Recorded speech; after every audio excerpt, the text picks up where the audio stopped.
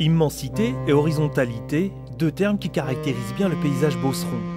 Dans ce paysage dénudé où la monoculture a effacé le relief, tout élément, même de quelques mètres de haut, se détache vivement. Un bourg, un château d'eau deviennent des repères dans le paysage. Chilpéric est architecte, créateur de l'école du paysage de Blois.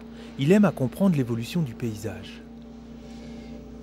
Le paysage, c'est de l'agriculture, c'est également des autoroutes, ce sont des ponts, ce sont des voies ferrées, ce sont des maisons, ce sont des hangars.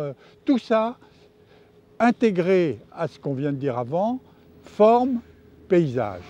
La Beauce, dans notre imaginaire collectif, ressemble à un océan de terres agricoles avec quelques villages posés comme des îlots.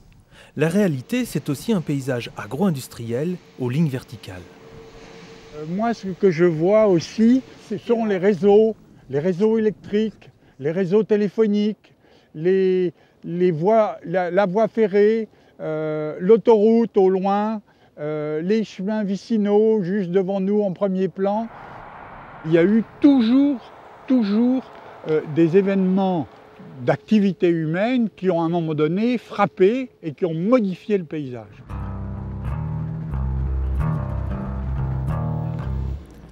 L'introduction des éoliennes vient accentuer encore un peu plus la notion de verticalité. Jusqu'alors, seules les cathédrales dépassaient les 100 mètres de hauteur. Avec leurs 150 mètres, longilignes et épurées, les éoliennes s'imposent comme des signes de modernité, de technologie, dans un monde lié à l'agriculture. On n'est pas loin de la cathédrale de Chartres, ici, pas très loin. Eh bien, la cathédrale de Chartres, quand on a commencé à la construire, c'était un événement technologique extraordinaire. Et maintenant, ça apparaît comme une chose classique à préserver. Le paysage, au fond, il s'est encore caractérisé. Avant, on le voyait, moi je l'ai vu il y a une trentaine d'années, une vingtaine d'années, comme une Beauce très cultivée évidemment, très plate évidemment. Et puis sont arrivées ces éoliennes qui l'ont structuré d'une certaine façon. Alors ça agresse peut-être les gens, mais ça veut dire également de l'activité humaine. Et ça c'est important, mais c'est pas nouveau du tout, ça existait aussi au siècle dernier.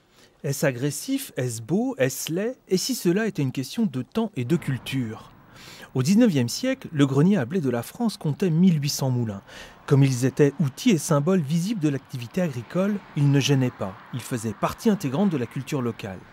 L'éolienne, demain, pourrait peut-être être considérée si son rôle est mieux compris. Quand j'avais une trentaine d'années, on a commencé vraiment à s'inquiéter sur l'énergie.